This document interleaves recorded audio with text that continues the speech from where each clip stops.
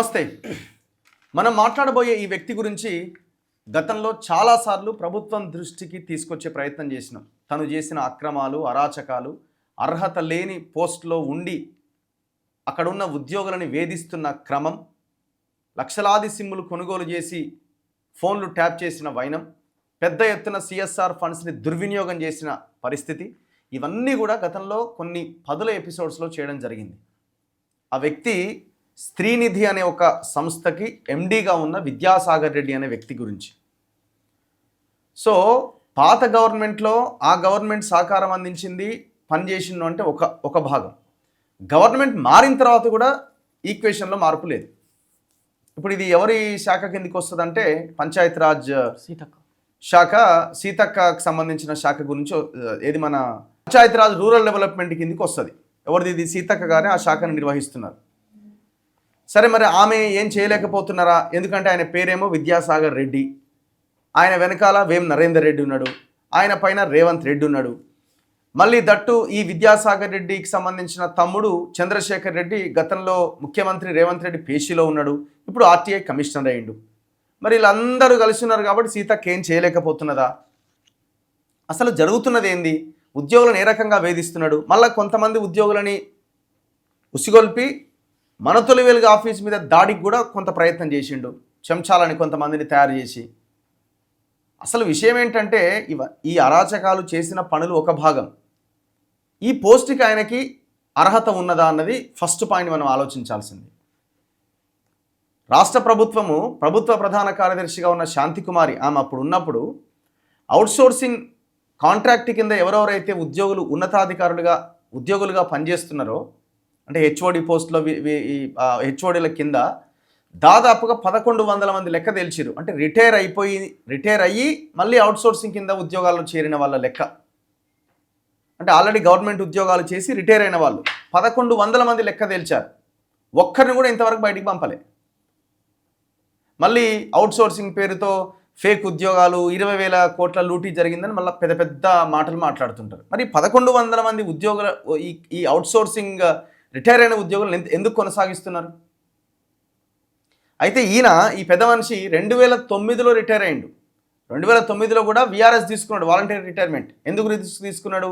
అంతకుముందు నాబార్డులో పనిచేసి ఉండే, ఆయనకి ఏదో వేరే రాష్ట్రానికి పోస్టింగ్ వేస్తే నేను ఆడదాకా పోనని చెప్పి విఆర్ఎస్ తీసుకున్నాడు. దాని తర్వాత ఇక రాష్ట్ర ప్రభుత్వం, ఆనాడున్న గవర్నమెంట్, దాని తర్వాత 2011లో రాష్ట్రం రాకముందే దీంట్లో జాయిన్ అయ్యిండు. 2011 నుంచి 2025 దాకా అప్రతిహాతంగా తన వ్యవహారం పదవిలో కొనసాగుతున్నాడు. 2011 నుంచి 2025 దాకా. ఇప్పుడు ఆయన వయసు దాదాపు 70 ఏళ్ళు దాటే ఉంటుంది ఈ పాటికి. మళ్ళా ఫిజికల్గా తను ఫిట్ అంటే అది కూడా లేదు. మళ్ళా పెరాలసిస్, రకరకాల సమస్యలతో ఇబ్బంది పడ్డాడు. ఇప్పుడు ఆ సిచ్యువేషన్లో ఉన్నాడు. ఎప్పుడు ఆయన మాస్క్ వేసుకునే ఉంటాడు. మరి ఇట్లాంటి ఫిజికల్గా అన్ఫిట్ ఉన్న వాళ్ళని, ఏజ్ అయిపోయిన వాళ్ళని, రిటైర్మెంట్ అయిపోయిన తర్వాత వాళ్ళకి రిటైర్మెంట్ బెనిఫిట్స్ ఇచ్చి వదిలేయాల్సిన వాళ్ళని మళ్ళీ ఉద్యోగాల్లో కీలక పోస్టులో తెచ్చిపెట్టి పనిచేయడం ఏంటి? అండ్ దట్టు ఇది ఒక ఐఏఎస్ క్యాడర్ ఆఫీసర్ ఉండాలి. ఇక్కడ స్త్రీనిధి ఎండీగా ఒక ఐఏఎస్ క్యాడర్ ఆఫీసర్ ఉండాలి. దాదాపుగా 5,300 కోట్ల బడ్జెట్కి సంబంధించిన వ్యవహారం ఇది. ఈ మహిళా గ్రూపులన్నీ ఈ స్త్రీనిధి కిందికి వస్తాయి. వాళ్ళ సంక్షేమము, వాళ్ళని పైకి తీసుకురావడానికి ఈ స్త్రీనిధి ఉపయోగపడాలి. వాళ్ళకి లోన్లు ఇచ్చి ఇంకొక రకంగా దీంట్లో పెద్ద ఎత్తున దోపిడీ జరుగుతున్నది. మరి అట్లాంటి దానికి ఒక ఐఏఎస్ని పెట్టాల్సింది పోయి ఏపీలో ఎవరున్నారు? ఆంధ్రప్రదేశ్లో ఏపీలో శ్రీనిధి ఎండి 5 ఎండీలు మారిండు. 5 ఎండీలు మారినట. ఎవరు? మన రాష్ట్రం తెలంగాణ వచ్చిన తర్వాత. కానీ ఇక్కడ మాత్రం ఒకటే కొనసాగుతున్నాడు. రెన్యువల్. ఇప్పుడు రేపు మేకు రెన్యువల్, అది కూడా రెన్యువల్ చేస్తారు నాకు తెలిసి, డౌటే లేదన్నా. ఎంత అరాచకం ఇది, ఎంత భయంకరమైన విషయం ఇది. దీని గురించి ఎవడు మాట్లాడతలేడు. సో ఈ వ్యవహారం మీద రాము అనే అదే స్త్రీనిధిలో అసిస్టెంట్ మేనేజర్గా పనిచేసి అరాచకాలను భరించలేక ప్రశ్నిస్తే తనని బయటికి గెంటేసే ప్రయత్నం చేశారు. వేరే ఇంకొక జిల్లాకి ఏదో నిబంధనలు ఉల్లంఘించి ట్రాన్స్ఫర్ చేసి తను కోర్టుకు వెళ్తే కోర్టులో ఆయన కేసు నడుస్తున్నది. ఆయన మీద ఇప్పుడు నా ఎదురుగా కూర్చున్న ఇతని మీద 20 లక్షలు 30 లక్షలు పెట్టి ఒక అడ్వకేట్ని పెట్టి ఇప్పుడు కొట్లాడుతున్నారు. ఈయనను తీసేయాల్సిందే అని చెప్పి. ఎవడి డబ్బులు? మళ్ళా స్త్రీనిధి ప్రజల డబ్బులే. అంటే పిచ్చుక మీద బ్రహ్మాస్త్రం అన్నట్టు. సో తను కొట్లాడుతున్నాడు కంటిన్యూగా. సీతక్కని ఎన్నిసార్లు కలిసిండో, చాలామందిని అధికారులను ఎన్నిసార్లు కలిసినో లెక్కే లేదు.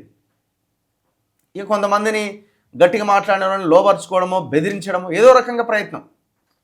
అసలు నా పాయింట్ ఒకటి, ఈయన ఏజ్కి ఆ పోస్ట్కి అసలు ఎవడు ఉండాలి అక్కడ? ఇప్పుడు ఆయనను కనుక పక్కకు తీసేస్తే కింది స్థాయిలో ఉన్న ఎవరన్నా ఇంకొక ఉద్యోగికి ప్రమోషన్ వస్తుంది కదా. ఒక ఐఏఎస్ని, మంచి ఐఏఎస్ని పెడితే మహిళలకు న్యాయం జరుగుతుంది కదా గ్రామ స్థాయిలో. మరి ఈ ప్రయత్నం ఎందుకు జరుగుతలేదు? ఈ మహిళలకు ఫ్రీ బస్సులు ఇచ్చుడు ఈ కథ కాదు. వీటిలో మార్పులు తీసుకురండి, సమూలమైన మార్పులు. మహిళలు వాళ్ళ కాళ్ళ మీద వాళ్ళు నిలబడేలాగా ప్రయత్నం చేయండి. ఒకసారి ఈ మొత్తం వ్యవహారం మీద మాట్లాడదాం. సో తను ఎన్నిసార్లు మా ఆఫీస్కి వచ్చిండో లెక్కే లేదు. సో ఇవాళ కుదిరింది ఈ ఇంటర్వ్యూకి. యా బ్రదర్, ఏం జరుగుతున్నది అసలు? మీరేంటి అసలు? నేను శ్రీనిధిలో 2019లో జాయిన్ అయినా. 2019లో జాయిన్ అయినా, రిక్రూట్మెంట్ ద్వారా జాయిన్ అయినా. జాయిన్ అయినప్పటి నుంచి ఫస్ట్ నుంచి కూడా ఆయన వ్యవహార శైలి కానీ, ఎంప్లాయీస్లోనే ఒక బానిసల్లాగా ఏదైనా రివ్యూ పెట్టినా సరే ఆయన మాట్లాడే విధానం ఎట్లుంటుందంటే, ఉంటే ఉండండి లేకపోతే లేదు, ఇది నా సొంత సంస్థ, మీరు ఉంటే ఉండండి లేకపోతే లేదు అనే ధోరణిగా ఖచ్చితంగా మాట్లాడతాడు. ఈయన కింద ఒక ఆంధ్ర ఎంప్లాయీ ఉంది, ఆమె డిగ్రీ లేదు, ఆమె డిగ్రీ పాస్ కాలేదు, తీసుకొచ్చి అడ్మిన్ యూనిట్లో పెట్టిండు. ఆమె మాట్లాడే విధానం ఏంటంటే, పెళ్లి చేసుకుంటే మెటర్నిటీ లీవ్స్ వస్తాయంటే లేడీస్కి, ఆ మెటర్నిటీ లీవ్ కూడా మీరు పెళ్లి ఎవరు చేసుకోవాలని మిమ్మల్ని ఇంత అరాచకంగా మాట్లాడుతుంది ఆమె. డిగ్రీ కూడా లేదా? డిగ్రీ కూడా లేదా ఆమెకు. ఓకే. ఎందుకనంటే వాళ్ళు ఓసీలు, వీళ్ళు అందరు కాబట్టి ఓసీలు అందరు తీసుకొచ్చి ఒకే దాంట్లో పెట్టిండు.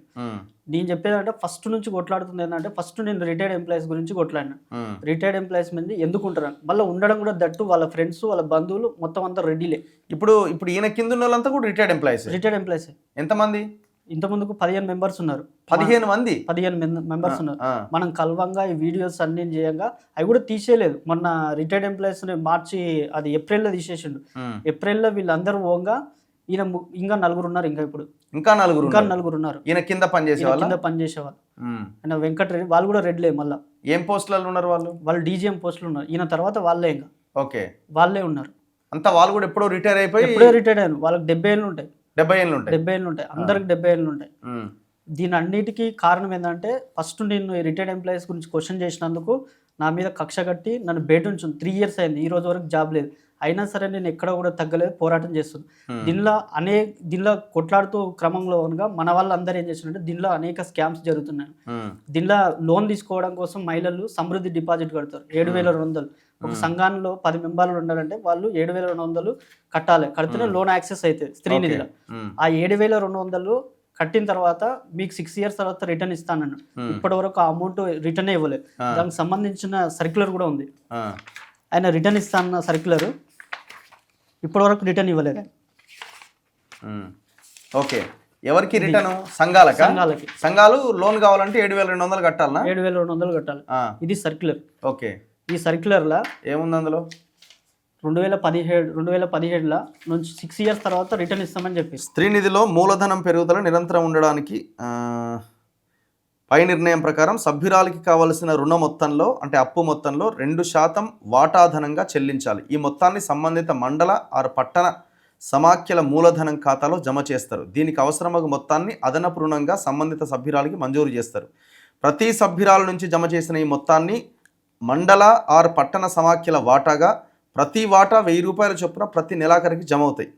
ప్రతి అప్పు తీసుకున్న సభ్యురాలు వారిగా చెల్లించిన మొత్తానికి పట్టణ ఆరు మండల సమాఖ్యలకు వాటాలు ఇచ్చిన వివరాలు శ్రీనిధి వెబ్సైట్ నందు పొందుపరచబడును. 7,200? 7,200. ఓకే.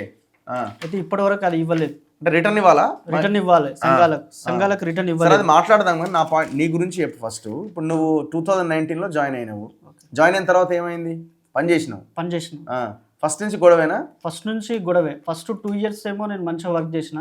తర్వాత లాస్ట్ 1 year నుంచి ఆ తర్వాత నేను 1 yearలో నేను వెళ్ళిపోతున్నాక నుంచి కూడా నా మీద ఒక నిఘా పెట్టడము.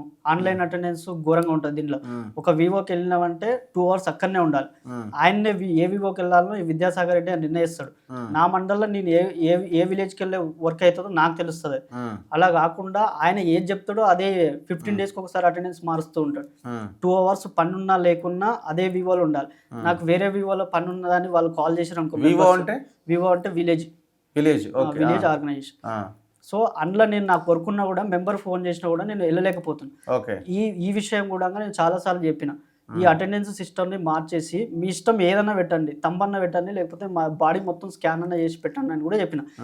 ఈయన చేసిన ఏదైతే పాలసీ ఉంటుందో అది ఒకటేసారి చేస్తాడు, తర్వాత ఎవరు చెప్పినా ఈనాడు. అది నేను ఒకసారి చేసినంటే అది ఫాలో కావాలంతే. దాని తర్వాత నువ్వు 2000 ఎప్పుడు బయటకు వచ్చినావు? 2000 నేను లీవ్ పెట్టినాను. యాక్చువల్గా నాకు ఫీవర్ అది యాక్సిడెంట్ అయ్యి లీవ్ పెట్టిన. లీవ్ పెట్టిన తర్వాత ఫస్ట్ 6 months లీవ్ అప్రూవల్ ఇచ్చిండ్రు. తర్వాత 2 months నాకు ఇంకా బెడ్ రెస్ట్ కావాలని చెప్పిన డైరెక్టర్, నేను తీసుకుంటా అని చెప్పిన. అయితే ఈ లోపు నేను యూనియన్ అప్పుడు ప్రెసిడెంట్ ఉన్నా, అప్పుడు వైస్ ప్రెసిడెంట్ ఉన్నప్పుడు నేను క్వశ్చన్ కంటిన్యూగా చేస్తున్నా. జూమ్ మీటింగ్లు పెట్టినా కూడా నేను క్వశ్చన్ చేస్తున్నా, ఇది ఇట్లా కాదు ఇట్లా చేస్తే బాగుంటుంది అని చెప్తే, నువ్వు మొన్న జాయిన్ అయినాడు, నువ్వు పిల్లవాడు నాకు చెప్తావా అయినా అని చెప్పేసి ఉల్టా నా మీద మాట్లాడము. 6 months లీవ్ అప్రూవల్ ఇచ్చి లాస్ట్ 2 months మెడికల్ బోర్డుకి ఎట్టి, మెడికల్ బోర్డుకు రెగ్యులర్గా అటెండ్ అయినా కూడా ఇప్పటివరకు పోస్టింగ్ చేయలే. ఈ విద్యాసాగర్ రెడ్డిని కలిస్తే అపాయింట్మెంట్ ఇవ్వడు, లోపలికి రానియడు. నువ్వేంది నా దగ్గరకు వచ్చి చెప్పేదని చెప్పి ఇప్పటివరకు ఒకసారి అపాయింట్మెంట్ ఇవ్వకపోగా నన్ను బయట కూర్చోబెట్టి, ఈ ఆంధ్ర ఎంప్లాయీతో బయట కూర్చోబెట్టి పొద్దుగాల 10కి పోతే నైట్ అది సాయంత్రం 6 గంటల వరకు బయటనే కూర్చోబెట్టినాను. ఓకే. సో అది అయిన తర్వాత ఇప్పుడు నీకు ఇంతవరకు పోస్టింగ్ రాలేదు? పోస్టింగ్ లేదు. ఎవరెవరిని కలిసినావు ఇప్పటిదాకా? ఇప్పటివరకు నేను కలిసింది మినిస్టర్లను అందరిని కలిసిన, తర్వాత డిప్యూటీ సీఎంని కలిసిన, అందరికి చెప్పిన, ప్రజా సంఘాలను కలిసిన, ప్రజా వాన్లకు ఇచ్చిన, నేషనల్ ఓబీసీ కమిషన్, ఎస్టీ కమిషన్కి, ఉమెన్స్ కమిషన్కి అందరికి పోయారు. కానీ ఎలాంటి యాక్షన్ ఆయన మీద తీసుకోలేదు. మీలాంటి వాళ్ళు ఎంతమంది సఫర్ అవుతున్నారు ఆయన వల్ల? ఆయన 421 మందిని ఆయన టార్చర్ భరించలేక వెళ్ళిపోయారు. ఎంతమంది? 421 మంది. ఓకే. దానికి సంబంధించిన ఆధారాలు కూడా ఉన్నాయి. 421 members ఉద్యోగాలు వదిలేసి వెళ్ళిపోయారు. 50 మంది దాకా టర్మినేషన్ చేసాడు. దానిలోనే 50 మందిని టర్మినేషన్ చేసాడు. ఏ కారణాల చేత టర్మినేట్ చేస్తాడు? ఇలా క్వశ్చన్ ఏదో రీజన్. ఫస్ట్ ఆయన చేసేది ఏంటంటే ఫస్ట్ ట్రాన్స్ఫర్ చేస్తారు, ట్రాన్స్ఫర్, టార్చర్, టర్మినేషన్, అంతే. ఈ 3 ఫాలో అవుతాడు. ఈయనకు ట్రాన్స్ఫర్ పాలసీ అనేది ఒక పద్ధతి లేదు, ఒక పాడు లేదు. విద్యాసాగర్ రెడ్డి నైట్ ఏదైతే పడుకుంటాడో తెల్లారి లేసి వీడిని ట్రాన్స్ఫర్ చేయాలంటే తెల్లారే ఆర్డర్ వచ్చేస్తుంది. ఎక్కడ పడితే అక్కడ ట్రాన్స్ఫర్ చేస్తాడు. ఒక పద్ధతి పాడు అనేది లేదు. రీసెంట్ గా అందరినీ బీసీలనే ట్రాన్స్ఫర్ చేసిండు. వాళ్ళందరూ నాకు ఇన్ఫర్మేషన్ ఇస్తుండ్రు అని చెప్పి ఈ రోజు వరకు ఒక ఎంప్లాయీ కూడా నా దగ్గర మాట్లాడాడు. వై బికాజ్ అంటే ఫోన్ ట్యాపింగ్. ట్యాపింగ్ ఎట్లా చేస్తాడు? ట్యాపింగ్ ఈయన ఆఫీస్ సిమ్ ఉంటుంది కదా, స్పేర్ ఆన్ యాప్ అని ఒకటి ఉంటుంది, స్పేర్ ఆన్ యాప్ లో ఈయన ఫోన్ ట్యాపింగ్ చేస్తాడు. ఈ ఎంప్లాయీస్ కూడా నా దగ్గర ఎవరేం మాట్లాడారు. మాట్లాడకపోగా ఈయన ఫోన్ ట్యాపింగ్ ఎందుకు? వాళ్ళు మాట్లాడే సిమ్ ఎట్లా? ఈయన ఆఫీస్ సిమ్ ఆఫీస్ లోనే ఆ సిమ్ ఇస్తారా? ఆఫీస్. ఎన్ని సిమ్లు కొన్నాడు ఆయన? దాదాపు ఆరోపణలు 4 లక్షల సిమ్లు వచ్చినా అని చెప్పిండు. కాదు 4 లక్షలు కాదు, మేము 2 లక్షలే ఉన్నామని చెప్పిండు. అంటే ఈ లక్షల సిమ్లు ఎవరి ఫోన్లలో ఉన్నాయి? ఇప్పుడు మహిళలకు విలేజ్ ఆర్గనైజేషన్లో ట్యాబ్లు ఉంటాయి, ఆ ట్యాబ్లలో ఉన్నాయి. తర్వాత ఎంప్లాయీస్ మొబైల్స్లలో ఉన్నాయి. తర్వాత ఎంప్లాయీస్ ట్యాబ్లలో కూడా ఉన్నాయి. 2 లక్షల అంటే ఎట్లా? ఎవరు అంత హార్డ్గా చేస్తే ఈ ఒక 40-50 వేల సిమ్ములు మాత్రమే ఎంప్లాయీస్ కానీ విలేజ్ ఆర్గనైజేషన్ కానీ ఉంటాయి. తర్వాత మిగతా సిమ్ములు ఎక్కడ ఉన్నాడు అనేది ఆయన సమాధానం ఇప్పటివరకు చెప్పాడు. సో ఇప్పుడు ఆ సిమ్ ఆయన ఇచ్చిన సిమ్మే కాబట్టి దానికి సంబంధించిన డేటా అంతా తను తీసుకోగలుగుతాడు. తను మనము ఆన్లైన్ అటెండెన్స్ ఆపరేటర్ ద్వారా తీసుకోగలుగుతాడు. ఆన్లైన్ అటెండెన్స్ ఇచ్చినాము కానీ ఆన్లైన్ అటెండెన్స్ ఇచ్చినప్పుడు దానిలో యాక్సెస్ అన్ని అడుగుతాడు. మనం ఓకే చేసినప్పుడే దానిలో ఐటీ మేనేజర్ అని ఒకటి ఉంటుండే, వేణుప్రసాద్ గారు. వాడు ఉన్నప్పుడు మొత్తం ట్యాపింగ్ వన్ పని ఏం లేదు. ట్యాపింగ్ చేయడము, ట్యాబ్లు అన్ని కూడా ఈ విలేజ్ ఆర్గనైజేషన్ వీళ్ళకి ట్యాబ్లు ఇచ్చారు. ఆ ట్యాబ్లు కూడా ఒక ట్యాబ్ 5-6 వేలు బల్క్ తీసుకున్నా కూడా, ఒక 40,000 ట్యాబ్లు బల్క్ తీసుకుంటే 5-6 వేలు కొడుతుంది. అది ఒక్కొక్క ట్యాబ్ 17,000 రూపాయలు వీళ్ళ విలేజ్ వివోలతో అప్పు తీసుకొని మళ్ళీ దాని మీద 11% ఇంట్రెస్ట్ చేస్తే 22,000 ఒక ట్యాబ్కు 22,000. అట్లా 40,000 ట్యాబ్లు ప్లస్ మళ్ళీ ల్యాప్టాప్లు, ఒక్కొక్క మండలానికి ఒక సిస్టము, ప్రింటర్ అన్నీ ఇచ్చిండు ఈ సెర్పు వాళ్ళకి. దానిలో మొత్తం కాంట్రాక్ట్ అనేది ఎర్రబల్లి రిలేటివ్స్ వాళ్ళకి ఇచ్చిండు. ఎర్రబెల్లి దయాకర్ రిలేటివ్స్ వాళ్ళు అప్పుడు ఇచ్చి ఈయన జీవో తెచ్చుకున్నాడు. ఆయన కన్సర్న్ మినిస్టర్ అప్పుడు ఎర్రబెల్లి దయాకర్ పంచాయతీరాజ్ డిపార్ట్మెంట్. అది ఇచ్చి తీసుకున్న తర్వాత ఈయనకు సిఎస్ఆర్ ఫండ్స్ ఇచ్చిండు. తర్వాత ఇది ఇచ్చిండు. ఈ ఐటీకి సంబంధించిన మొత్తం ఈ వేణుప్రసాద్ గారు, ఈ విద్యాసాగర్ రెడ్డి గారు, వీళ్ళిద్దరే దానిలో ముడుపులు చెల్లించారు వీళ్ళకు. దానిలో కమిషనర్లు ఉన్నాయి. తర్వాత ఈయన జీవో వస్తలేదు, అప్పటికి నాకు జీవో లేకున్నాయి. ఓకే. ఈయన జీవో వస్తలేదు అని చెప్పి సిఎస్ఆర్ ఫండ్స్ మొత్తం కూడా ఎర్రబల్ దగ్గర 10 కోట్లు ఇచ్చిండు, ఒకటే కాన్స్టెన్సీకి ఇచ్చిండు. దానికి సంబంధించిన డీటెయిల్స్ ఒక కాన్స్టిట్యున్సీకి 10 కోట్ల 10 కోట్లు దశల వారీగా ఇచ్చిండు, దశల వారీగా 10 కోట్లు ఇచ్చిన తర్వాత నాకు రినివల్ జీవో వచ్చింది. ఆ రినివల్ జీవో కూడా లాస్ట్ మన ఇప్పుడు వచ్చిన గవర్నమెంట్ ఏంటంటే ఆ సంబంధిత ఉన్న జీవో అది without approval of competitive authority, government కేర్ఫుల్గా ఎగ్జామ్ చేసి అది అప్రూవల్ ఇవ్వలేదని చెప్పింది. అంటే అది కూడా 2019 నుంచి ఇప్పటి మొన్న 2024 వరకు కూడా ఆయనకు జీవో లేదు. జీవో లేకపోగా కాంట్రాక్టులు చేసిండు, సైన్ చేసిండు, తర్వాత ఆడిట్ రిపోర్ట్లో అన్నిట్లో సైన్ చేసిండు. తర్వాత ఎంప్లాయీస్ 421 మంది రిజైన్ చేసేటట్టు ఈయన ప్రోత్సహించిండు. ఎంత కాలంలో వాళ్ళంతా రిజైన్ చేసి 421 మంది? 2022 నుంచి ఓన్లీ 2 years కాలం, 2 సంవత్సరాల కాలంలో 22 నుంచి 24 స్టిల్ ఇప్పటికీ పోతూనే ఉన్నారు ఒక్కరి తర్వాత ఒకరు. వై బికాజ్ ఎందుకు అందరు బయటకు వస్తలేరు అని అంటే, నువ్వు ఒక్కడవే బయటికి వెళ్ళి ఇంతగానం చేస్తున్నా, ఇన్ని వీడియోస్ చేస్తున్నా, ఇన్ని యూట్యూబ్ ఛానళ్ళకి వెళ్ళినా, ఇన్ని ప్రెస్ మీట్లు పెట్టినా, ఇంతమందిని కలిసినా ఎవరు యాక్షన్ తీసుకోపోగా ఆయన మీద మళ్ళీ రిన్వాల్ ఇస్తారు. ఎంక్వైరీ జీవో ఉన్నాగా మళ్ళీ రిన్వాల్ ఇచ్చారు. మళ్ళీ మొన్న గవర్నమెంట్ ఎంప్లాయీస్ని, అది రిటైర్డ్ ఎంప్లాయీస్ని అందరిని తీసేసినామని చెప్పి తీసేసినా కూడా మళ్ళీ రిన్వాల్ తెచ్చుకున్న తర్వాత వీళ్ళందరూ ఎంప్లాయీస్ కూడా భయపడి మనకి ఇందులో భవిష్యత్తు లేదు, తర్వాత మళ్ళీ ఒక్కొక్కరిగా 421 మంది పోయిన తర్వాత ఈ రోజు వరకు 450 పైగానే వెళ్ళిపోయారు ఎంప్లాయీస్. దీనికి సంబంధించిన అన్నిటికీ జీవో వచ్చింది. జీవో ఎంక్వైరీ జీవో సీతక్క గారు ఇచ్చారు. సరే, ఆ జీవో ఏది 4 ఎంత ఉండే కదా 523. సో ఇప్పుడున్న పంచాయతీరాజ్ రూరల్ డెవలప్మెంట్ మినిస్టర్ ఎవరైతే సీతక్క ఉన్నారో తన మీద డిపార్ట్మెంటల్ ఎంక్వైరీకి ఆదేశించినారు. ఇది ఆనాడు మనం కూడా ప్రస్తావించడం జరిగింది. జీవో నెంబర్ 523, ఇది సీతక్ ఇచ్చిన జీవో కాపీ. ఇది ఏమన్నారు ఆమె?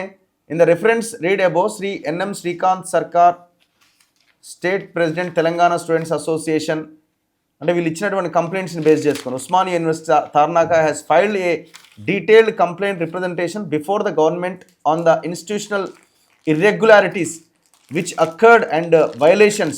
1. Misutilization and deviation of funds deviation and irregularities in CSR funding. Third one, violation of retirement staff. Fourth one, termination of staff, especially SC/ST employees, which have occurred in Srinidhi Credit Cooperative Federation Limited. Has also made certain personal allegations against Sri Venu Prasad Panneeru, who is a senior manager of Srinidhi, in having misled the IT minister by subsidizing crucial information about the SIM card scam related to the Srinidhi department, and against Sri G. Vidyasagar Reddy, MD, on deviation of CSR funds Srinidhi so and so. In a Palakurti constituency lo ఈ డబ్బులన్నింటిని కూడా ఖర్చు పెట్టడం జరిగింది. So ఇట్లా దీని విషయంలో enquiry చేయాలని చెప్పి ఇగో Shrimati Anita Ramachandran IAS commissioner PR and RE Hyderabad, Shri Pendyala Srinivas, Shrimati Chandrakala deputy secretary, Shri G Srinivasarao additional registrar of cooperative societies government of Telangana, ఈ నలుగురితో కూడిన ఒక కమిటీ వేసి జీవో నెంబర్ 523 అనేది సీతక్క తీసుకొచ్చారు తన మీద ఎంక్వైరీ కోసం. ఎవరు ఇచ్చారు ఇది? Secretary to government Lokesh Kumar. మరి ఈ 523 జీవో ఏమైంది? ఈ జీవో వచ్చిన తర్వాత ఇంటర్నల్ ఎంక్వైరీకి ఆదేశించిన తర్వాత విద్యాసాగర్ రెడ్డిని మళ్ళీ రెన్యువల్ చేశారు. ఆశ్చర్యం ఇది, ఇంకా భయంకరమైన విషయం. ఎవడన్నా మంత్రి ఎంక్వైరీకి ఆదేశించిన తర్వాత ఎంక్వైరీ రిపోర్ట్ వచ్చేదాకా వెయిట్ చేయాలి కదా, అప్పటిదాకా ఆయన పక్కన పెట్టాలి కదా. మరి ఏముంది ఆయనలో అంత గొప్పతనం? ఇదంతా అయిపోయిన తర్వాత ఆయన మళ్ళీ రెన్యువల్ చేశారు. మళ్ళీ రెన్యువల్ చేస్తే మళ్ళీ మే 2026 దాకా ఇప్పుడు ఆయన పోస్టింగ్లో అంటే నడుస్తున్నది, ఇప్పుడు పీరియడ్ నడుస్తున్నది. మరి ఈ జీవో ఏమైంది? మంత్రి ఇచ్చిన జీవో ఏమైంది? 523 ఏ చెత్తబుట్టలో పడేసారు? సెక్రటేరియట్లో, మంత్రి పేషీలో. విషయం ఏంటంటే సీతక్క కూడా ఏం చేయలేని పరిస్థితి. ఎందుకు? ఈయన తమ్ముడు చంద్రశేఖర్ రెడ్డి అప్పటికి ముఖ్యమంత్రి పేషీలో ఉన్నాడు, వేం నరేందర్ రెడ్డి ఉన్నాడు, రేవంత్ రెడ్డి ఉన్నాడు. ఈ సోకాల్డ్ రెడ్డి లీడర్లు అంతా కలిసి ఈ రెడ్డిని కాపాడుతున్నారు. ఎంత అరాచకం చెప్పండి. నెక్స్ట్ దాని తర్వాత ఈ ప్రజెంట్ పొజిషన్ ఏంది? ప్రజెంట్ పొజిషన్ ఆయన ఏందనంటే డిఎండి రిక్రూట్మెంట్ చేసారు. మనం డిఎండి అంటే ఎవరు? Deputy managing director. ఈయన తర్వాత పోస్ట్. అందులో కూడా చాలా అవకతవకలు జరిగినవి. ఈయన ఒక్కొక్క పోస్ట్ అమ్ముకుంటుండు. ఈయన సంబంధించిన ఒక 10 మంది ఎంప్లాయీస్, ఈయన బానిస కుక్కలు ఎవరైతే ఉంటారో విద్యాసాగర్ రెడ్డి కానీ, ఒక్కొక్క దగ్గర 10 లక్షలు తీసుకొని వాళ్ళకి రెన్యువల్, వాళ్ళకు పర్మనెంట్ చేసిండు జాబ్. వాళ్ళు ఎగ్జామ్ లేకుండా అవుట్ సోర్సింగ్గా వాళ్ళు దీంట్లో జాయిన్ అయ్యారు. దీంట్లో జాయిన్ అయిన వాళ్ళను సుప్రీంకోర్టు కానీ తర్వాత హైకోర్టు కానీ గైడ్ లైన్స్ ఉన్నాయి, వాళ్ళని రెగ్యులరైజ్ చేయొద్దని చెప్పి. నేను ప్రతి వీడియోలో ప్రతి కంప్లైంట్లో సీతక్క కూడా దీన్ని ఇచ్చినాను. ఇదన్నీ ఇచ్చిన తర్వాత కూడా డిఎండి పోస్ట్ రిక్రూట్మెంట్ చేశారు. నేను చేసిన ఆరోపణలను నన్ను పిలుచుకోవాలి సీతక్క. నాకు అపాయింట్మెంట్ ఇయ్యదు, నన్ను కలవదు, నన్ను చూస్తేనే ఒక రకంగా ఫేస్ పెడుతుంది. మరి అక్కకు ఏమన్నా నా మీద పర్సనల్గా ఉంటే అది తర్వాత చూసుకోమంట. కానీ ఇది ఎంప్లాయీస్ సంబంధించింది, ఇది 60 లక్షల మందికి మహిళలకు సంబంధించిన విషయం. అయితే ఈ డిఎండి పోస్ట్ రిక్రూట్మెంట్ చేసిరు, వాళ్ళ పంతానికి పోయి రిక్రూట్మెంట్ చేసిన తర్వాత కూడా ఆయన జాయిన్ అయ్యి కూడా 20 days అవుతుంది. జాయిన్ అయిన తర్వాత కూడా ఈయన మళ్ళీ విద్యాసాగర్ రెడ్డిని ఎందుకు కొనసాగిస్తారు, అదొక పాయింట్. మళ్ళీ ఈయన ఏం చెప్తున్నా అంటే నాకు మేళ అయిపోతుంది, నేను పోతాను అనుకున్నారు, నేను పోయేటోన్నా అంటే మీ సంగతి అంతా చెప్పి పోతా, నా మీద వచ్చేవన్నీ నిరాధమైన ఆరోపణలు, ఇవన్నీ యూట్యూబ్లో అవన్నీ వచ్చే సోషల్ మీడియాలో కాదు, నిరాధమైన ఆరోపణలు. అయితే ఈ ఎంక్వైరీ ఎందుకు ఇచ్చింది గవర్నమెంట్ వేసింది? ఆ ఎంక్వైరీ రిపోర్ట్ ఏమైంది? మనం అడుగుతుంది ఇదే. ఇన్ని అలిగేషన్లు వచ్చినవి, రీపేమెంట్ చక్కగా లేదు. ఎన్పిఏ 5,200 కోట్ల ఎన్పిఏ ఈరోజు 25% వచ్చింది. ఎన్పిఏ రిపోర్టు బయట పెట్టాడు, ఏది బయట ఉండదు. మొత్తం అన్ని 4 గోడల మధ్య నేను శుద్ధపూసనని చెప్పుకుంటే 4 రోడ్ల మధ్యలో చెప్పాను, 4 గోడల మధ్య చెప్తాడే. ఇప్పుడు ఆర్టీఐలు ఏమన్నా వేసారా మీరు? ఆర్టీఐలు వేసినాం. దేని మీద వేశారు? ఇది ఈ సమృద్ధి పొదుపులు కానీ, ఇవి సంకల్ప, ఇప్పుడు మనకు సంబంధించిన మహిళలకు సంబంధించిన ఐకేపీ వడ్లు అవి కొనుగోలు చేస్తారు. వాళ్ళకు వచ్చిన కమిషన్లో 2-3 లక్షలు వస్తే అప్పుడున్న మన ఫైనాన్స్ సెక్రటరీ సార్, అప్పుడు ప్రిన్సిపల్ సెక్రటరీ ఉండే, అప్పుడు ఆయన ఏం చేసిండు అని అంటే స్త్రీనిధిలో 45% పెట్టాలని చెప్పింది. 45% సంబంధిత మహిళా సంఘాలకు సంబంధించిన గ్రామ సంఘాలన్నీ కూడా స్త్రీనిధిలో డిపాజిట్ చేసింది. ఇప్పటి వరకు వాళ్ళకు ఇంట్రెస్ట్ ఇవ్వలేదు. ఇంట్రెస్ట్ ఎందుకు ఇవ్వలేదు అని అడిగితే ఆయన ఏం చెప్తాడంటే సమాచార హక్కు చట్టం సెక్షన్ 81 కింద వస్తుంది, దీని సమాచార హక్కు ఇవ్వలేమని అంటాడు. అదొకటి, ఇదంతా అదే. ఏమని చెప్పాడు? ఏమని ఆర్టీఐ వేశారు మీరు? ఈ సంకల్ప డిపాజిట్లు కానీ ఇప్పటి వరకు మీరు చూడండి, సంకల్ప డిపాజిట్స్ అకౌంట్స్ కింద ఇప్పటి వరకు వచ్చిన మొత్తం వివరాలు ఇవ్వగలరు అంటే 31/3/2023 ఉన్నట్టి సంకల్ప డిపాజిట్లు 131 కోట్లను ఒక ఆన్సర్ చెప్పారు. ఇప్పటి వరకు సంకల్ప డిపాజిట్లు అకౌంట్ల కింద మీరు ఎవరెవరికి వడ్డీ చెల్లించారో ఇవ్వండి అంటే ఆ సమాచారం సెక్షన్ 81D ప్రకారం ఇవ్వలేము అని చెప్తున్నారు. ఇగో ఇక్కడ కూడా స్త్రీనిధి ఫిక్స్డ్ షేర్ క్యాపిటల్ 10 లక్షల రూపాయలు ప్రతి మండలం నుంచి ఇచ్చినారా లేదా, ఇస్తే మొత్తం అన్ని మండలాల్లో జిల్లాల వారీగా ఫిక్స్డ్ షేర్ క్యాపిటల్ ఎంత జమ అయింది, ఎంత నిల్వ ఉన్నది, ఇప్పటి వరకు ఎంత డివిడెంట్ ఇచ్చారు, పూర్తి సమాచారం ఇవ్వండి అంటే ఒక లెక్క చెప్తున్నారు. దాని కింద సెక్షన్ 8 ప్రకారం ఇవ్వలేము. ఇగో ఇప్పటి వరకు తెలంగాణ రాష్ట్రంలో కార్పస్ ఫండ్ ఐకేపీ సెంటర్ల ద్వారా వచ్చినవి ఎంత వచ్చినవి, 25% డిపాజిట్ చేస్తారు, ఎంత వచ్చింది, ఇప్పటి వరకు మొత్తం వచ్చిన మరియు ప్రస్తుతం ఉన్న నిల్వ, దానికి సంబంధించిన పూర్తి సమాచారం ఇవ్వండి. కార్పస్ ఫండ్ ఐకేపీ సెంటర్ ద్వారా వచ్చిన సమాచారం మా దగ్గర లేదు. లోనీ షేర్ క్యాపిటల్ అకౌంట్ నందు ఇప్పటికీ జమ. సో ఇట్లా కొన్ని వాళ్ళకు అనుకూలంగా ఉన్న క్వశ్చన్స్కి ఆన్సర్, తర్వాత దానికి నో ఆన్సర్. ఆడిట్ రిపోర్ట్స్ కూడా 8th క్వశ్చన్ ఉంటుంది. ఆడిట్ రిపోర్ట్స్ అడిగితే 8th క్వశ్చన్ ఆడిట్ రిపోర్ట్ ఇవ్వలేమని లాస్ట్ క్వశ్చన్. 2019 నుంచి ఇప్పటి వరకు జరిగిన బోర్డు మీటింగ్ వివరాలు, మీటింగ్ మినిట్స్ ఇవ్వండి. సమాచార హక్కు చట్టం కింద సెక్షన్ 8 కింద ఇవ్వలేము. ఇగో తెలంగాణ రాష్ట్రంలో సిఎస్పి పాయింట్స్ ఎన్ని ఉన్నాయి? సిఎస్పి అంటే కమ్యూనిటీ, అది సర్వీస్ పాయింట్, బిఎల్ఈ పాయింట్లు ఉంటాయి. టిఎస్ రాష్ట్రంలో ఉన్న సిఎస్పి పాయింట్ సమాచారం మా దగ్గర లేదు. ప్రస్తుతం స్త్రీనిధి ద్వారా నిర్వహిస్తున్న సిఎస్పిలు 1006. ప్రతిరోజు నిర్వహణ కొరకు కొంత నిధి నుంచి సంస్థ నుంచి జమ చేస్తారు, అందులో వేసి మళ్ళీ తిరిగి సాయంత్రం సంస్థ నుంచి ఇస్తారు. ఎంతవరకు జమ అయిందంటే మీ క్వశ్చన్ అర్థం కాలేదంటున్నారు. అయితే ఇవి ఒకటి ఏంటంటే ఆర్టీఏ కూడా వేసిన తర్వాత వీళ్ళ దగ్గర వేసిన తర్వాత మళ్ళీ వాళ్ళు నెక్స్ట్ వేయరు. వై బికాజ్ అంటే ఈయన మేనేజ్ చేసేస్తాడు ప్రతి ఒక్కరిని. అట్లా అట్లా ఎంతో మందిని కలిసిన ఈ రాష్ట్రంలో తెలంగాణ బీసీ సంఘాలను కలిసిన అందరిని కలిసిన బీసీ ఎస్సీ ఎస్టీ సంఘాలు ఆఖరికి మందకృష్ణ మాదిని కూడా కలిసిన ఈ దళిత మహిళలను లైంగికంగా వేధించిండు. ఎవరు?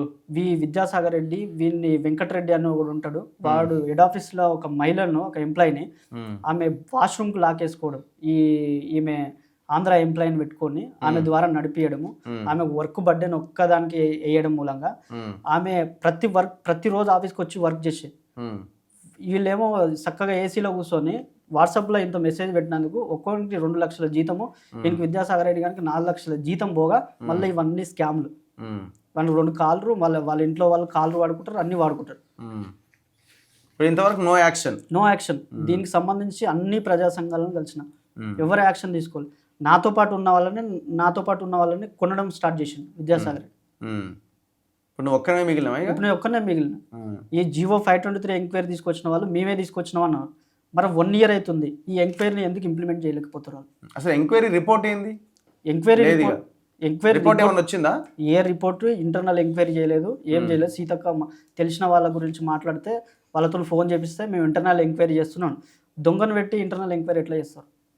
వాళ్ళని తీసేసి ఇంటర్నల్ ఎంక్వైరీగా పబ్లిక్ డొమైన్లో ఇవి ప్రజల సొమ్ము, ఇవి మహిళల సొమ్ము, మహిళలు కోటీశ్వరులు చేస్తామని ప్రగల్భాలు వలుకుతున్న సీతక్క గారు మళ్ళీ ఈ 60 లక్షల మహిళలకు సంబంధించిన సొమ్ము ఎవరి బాధ్యత? ఒక మహిళా మంత్రి అయ్యుండి మీరు మహిళల ఎంప్లాయీస్కి వివక్ష జరిగితే పట్టించుకోరు. ఇప్పుడు సీతక్క గారు ఏం చేయాలి? అపోజిషన్ పార్టీలు ఏం చేస్తున్నాయి? ఎవరు కూడా మాట్లాడారు? అపోజిషన్ పార్టీకి రీసెంట్గా నేను కలిస్తే వాళ్ళు ఏం చెప్పారు? క్లియర్గా చెప్పారు వాళ్ళు, ఇది మా గవర్నమెంట్లోనే జరిగింది, మేము మాట్లాడలేము అని వాళ్ళు క్లియర్గా చెప్తారు. ఇక బీజేపీ వాళ్ళని కూడా కలిసిన, బీజేపీ వాళ్ళని కలిస్తే తర్వాత కలుద్దాం, ఇప్పుడు కలుద్దాం, అప్పుడు కలుద్దాం అని చెప్తారు. ఈ ప్రజా సంఘాలను కలిసిన తీన్మార్ మల్లన్న గారు కలిసిన ఆఫీస్కి వచ్చిండు మల్లన్న గారు. ఆఫీస్కి వచ్చి ఆయన గట్టిగానే మాట్లాడాడు. మేము అన్ని వర్షన్ అన్ని విన్నాడు. సో వీడు ఫాల్తూ, వీడు వేస్ట్ కాడు అని చెప్పేసి ఒక ఫైనలైజ్కి వచ్చిండు మల్లన్న గారు. వచ్చి నేనేం చెప్పినా, సరే మేమందరము, నాతో పాటు వచ్చిన వాళ్ళందరూ మేము దొంగలము, మేము అవలగాలం, బయట తిరుగుతాము, మేము ఇన్స్టిట్యూషన్ బ్లేమ్ చేస్తున్నాం అని అనుకుందాం. సరే ఎంప్లాయీస్ అందరితో మీటింగ్ పెట్టామని చెప్పిన. ఎంప్లాయీస్ ఎందుకు, వీళ్ళు ఎంప్లాయీస్ కాదా అంటారు. వీళ్ళని బానిస కుక్కలకు ఒక్కొక్కరికి 2 లక్షలు 3 లక్షలు, 2-3 ఆడోళ్ళు ఉంటారు, వాళ్ళకి ఇస్తాడు. వాళ్ళు అంటే అనాలి, లేదంటే వాడు తానంటే వీళ్ళు తందానన్నారు. సింపుల్గా మల్లన్న గారు ఏం చేసిండంటే ఎంప్లాయీస్ అందరితో కలిపి మీటింగ్ పెట్టామని చెప్పిండు. లెటర్ ప్యాడ్ ఇచ్చి, ఇంతవరకు లెటర్ ప్యాడ్ దీనికి ఆయన మీటింగ్ పెట్టలేదు, దీనికి ఆన్సర్ చేయలేదు. మరి ఎట్లా ఇంత సఫర్ అవుతూ ఎట్లుంటున్నారు, ఎట్లా పని చేస్తున్నారు వాళ్ళు కూడా? బయటకు వచ్చిన వాళ్ళు 400 మంది కూడా ఎందుకు బయటకు వస్తలేరు? మరి బయటికి వాళ్ళు వచ్చి ఈ సిచ్యువేషన్ మేము ఫేస్ చేసినాం అని చెప్పొచ్చు కదా? చెప్పవచ్చు, కానీ వాళ్ళ చిన్న జీవితాలు వాళ్ళు రెక్కాడితే కంటే ఇప్పుడు ఈ శ్రీనిధిలో పనిచేసే వాళ్ళందరూ కూడా ఓసీలు అయినా బీసీలు అయినా ఎవరైనా అందరూ పేద కుటుంబం నుంచి వచ్చిన వాళ్ళు. వాళ్ళకు నెక్స్ట్ వేరే జాబ్ చేసుకోలేకపోతే వాళ్ళకు పూట గడవని పరిస్థితి ఉంది. సో అందుకోసం వాళ్ళు బయటికి రావట్లేదు. వాళ్ళు ఇంటర్నల్గా నాకు సపోర్ట్ చేస్తారు అందరూ, వీళ్ళే కాదు, ప్రజా సంఘాలు, నాకు ఉస్మానియా జేసీ వాళ్ళు అందరూ సపోర్ట్ చేస్తున్నానికి నేను ఇంతవరకు కొట్లాడగలుగుతున్నాను. కాకపోతే ఇంటర్నల్గా ఏంటంటే నాతో పాటు ఉన్న వాళ్ళనే నా మీద ఇట్లా నెగిటివ్ ప్రచారం చేయడం అనేది కొంచెం ఈయన చేస్తున్నటువంటి మళ్ళీ రెన్యువల్ కోసం వాళ్ళకేం మళ్ళీ న్యాయం చేస్తారంటే వాళ్ళు బాగుపడితే మనకి కూడా మంచిదే. ఇప్పుడు బైలాస్ ఏం చెప్తున్నాయి? అసలు ఇంత ఏజ్ వాళ్ళు ఆ పదవిలో ఉండడానికి అవకాశం ఉందా? లేదన్న, బైలాస్ ఆ శ్రీనిధి స్టాప్ బైలాస్ అని చెప్పిండు. శ్రీనిధి స్టాప్ బైలాస్ కూడా ఎక్కడ లేదు. ఈయన జీవోలో పెట్టుకుంటాడు శ్రీనిధి స్టాప్ బైలాస్ అని.